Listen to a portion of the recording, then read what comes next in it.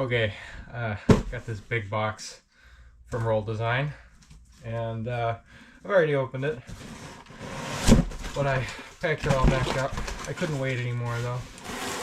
Last night I got this in, finally. Day late, dollar short, all that good stuff. But I am stoked. We know what's in here. We've been watching the videos. Not gonna beat around the bush at all. Let's get in here. We've got a pair of Elka Stage 4 long travel shocks. So these are low speed compression and rebound adjustable. They've got, this surprised me, 1, 2, 3, 4 quadruple rate springs. That's awesome. Piggyback reservoir. Big fat sturdy bump stop. Huge fan of these. They're absolutely beautiful. This is my first set of legitimate aftermarket shocks I've ever had, and it's the first set of Elkas that I've really gotten to hold and handle much. I've only ever seen them on a few snowmobiles in person, and this is stuff I've been dreaming of getting since high school. Yeah, so I was originally planning on going with the Stage 3s, but when I talked to Jed at Roll Design, who is just an absolutely awesome guy, by the way, and just lives for this stuff, I told him I wanted to do the long travel Stage 3 front end. He was like, no, I'm not putting no Stage 3s on my A-arms. Because if he's putting his name on my machine, he doesn't want the thing to perform suboptimally. And so he gave me a good deal. Basically got me the rebound adjustment for pretty much nothing. I don't think I paid any more than what I was expecting to with the Stage 3s. So I'm psyched about that. Thank you, Jed. So that's the first thing. Also got little, honestly, really nice little adjustment tool. I hate the stupid little spanner wrenches that most shocks have with them. But this one plugs right in. It'll also only have one adjustment nut here with a set screw rather than a jam nut on top, which I think is a really stupid design. So I like this a lot. Very, very happy. Absolutely beautiful shocks. Got all the hardware here, all of our bushings, our Delrin washers, and I think these were labeled uprights. So all that good stuff. We've got some honestly really beefy stainless steel tie rods for the long travel front end.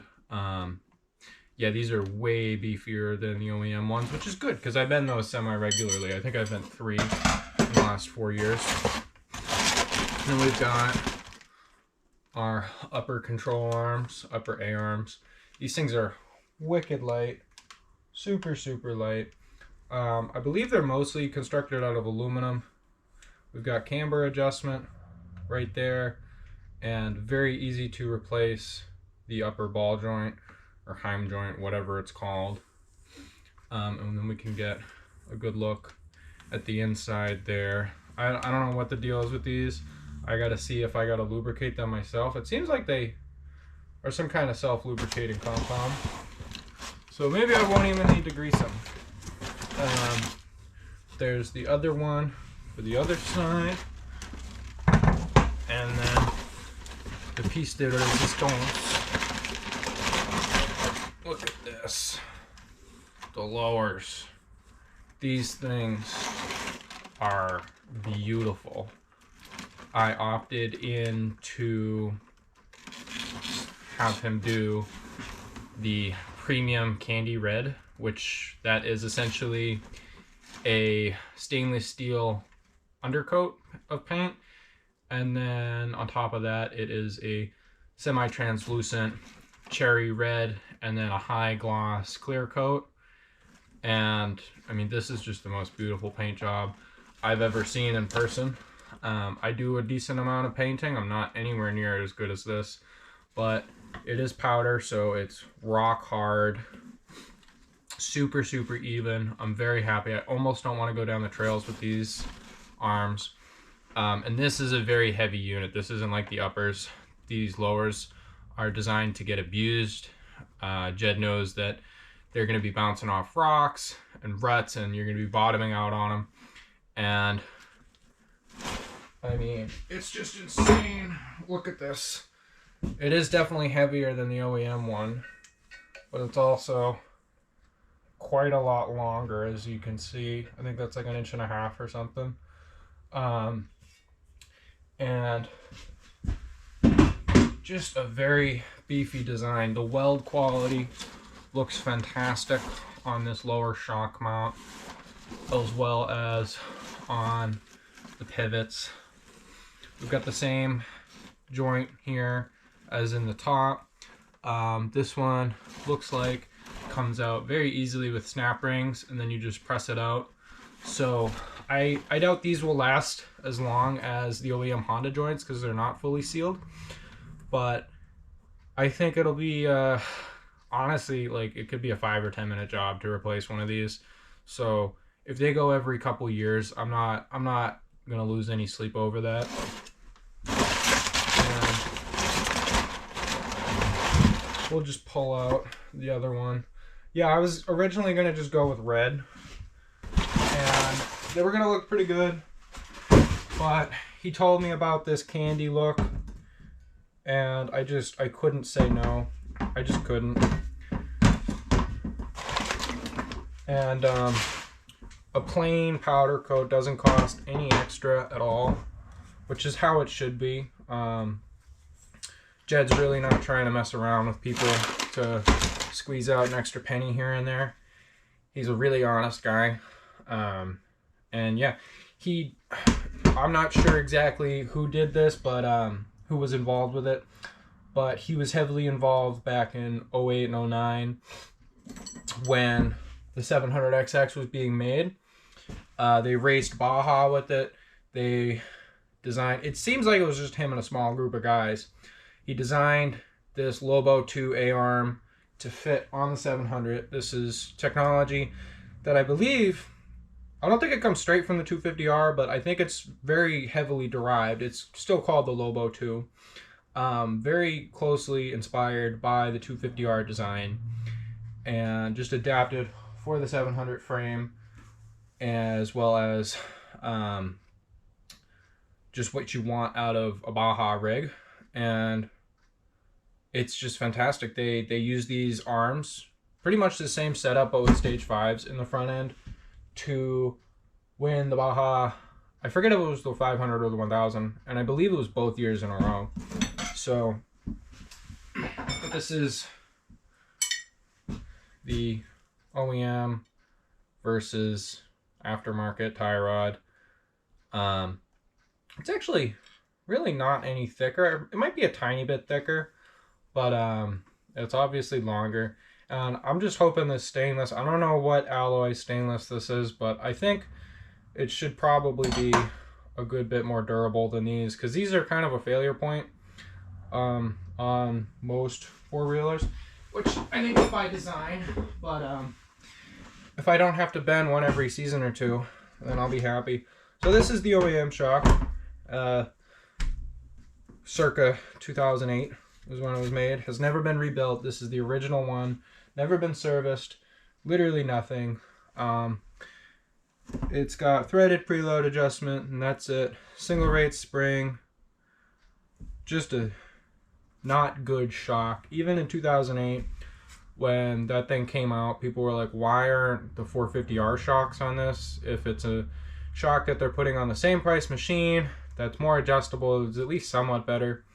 And they downgraded to this. This is basically, for all intents and purposes, it's just a longer 400EX shock. It's not good. You can't even do anything with it. If you sent this out to like Race Tech or someone, or Rocket Ron, there's very little you can do to improve these shocks. Just not good. And here is the Elka 4. As you can see, it's about 2 inches longer, which is, so it's just an objectively larger shock. And then it's got all the adjustment. I mean, this is one of the nicest shocks money can buy. short of like a stage 5 or a pep shock. It's right up there though, unless you're racing motocross or really high level cross country racing. This will get you right up there with the best of them. So I mean, this is just gonna be night and day.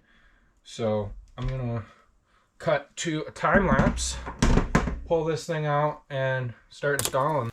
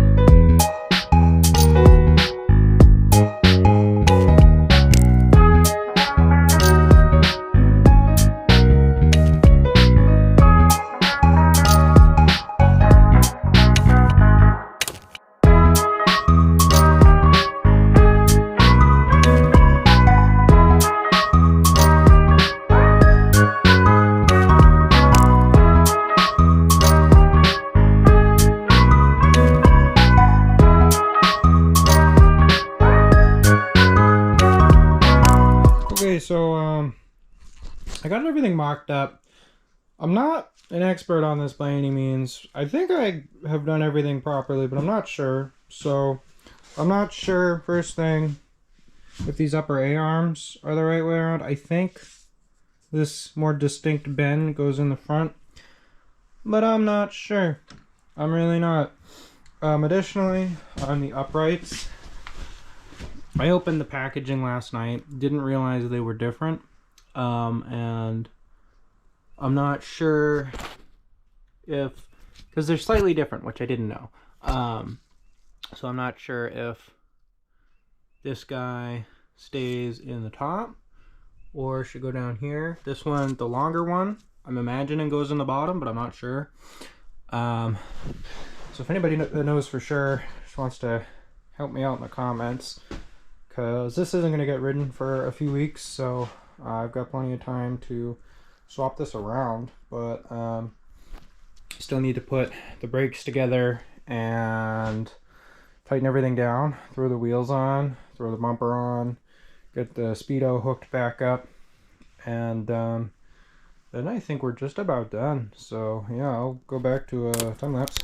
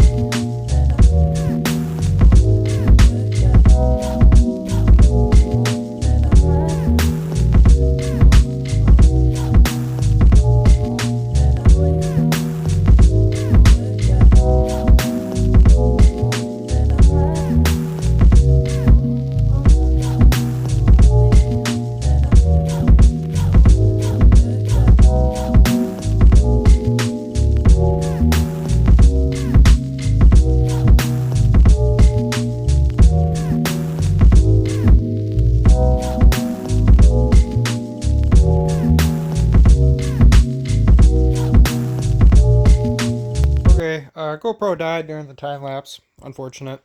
But we got it all wired up. And holy shit, this thing is absolutely badass now. Let's get these little accent lights on for effect. Yeah, I mean, it obviously still needs tie rods straightened out. But look at this. That's just fantastic. My brake lines were way too long. I don't even know why they sell brake lines that long for this machine. This is the widest A-arms that you can get. So I don't know what the deal is there, why those are so extra long, but I had to go in front. Not ideal. I'm hoping it will work out. Yeah, I'm not an expert at any of this, so if you guys spot any mistakes I've made, I know a lot of guys say don't tighten down your suspension components till the machine's on the ground. I think that's a load of crock. I think that's a crock of shit, personally. I gotta finish routing that wire for the speedo. Because I've done it a million times with the OEM components, and I've never had any issues. These bolts are all nylocks, the OEM ones. They're not nylocks, but they're crimped. Anyway, I will hopefully have some more footage of this thing soon. I won't be riding it for a little while, but I gotta go to the bathroom and have lunch. So have fun with your rides, guys.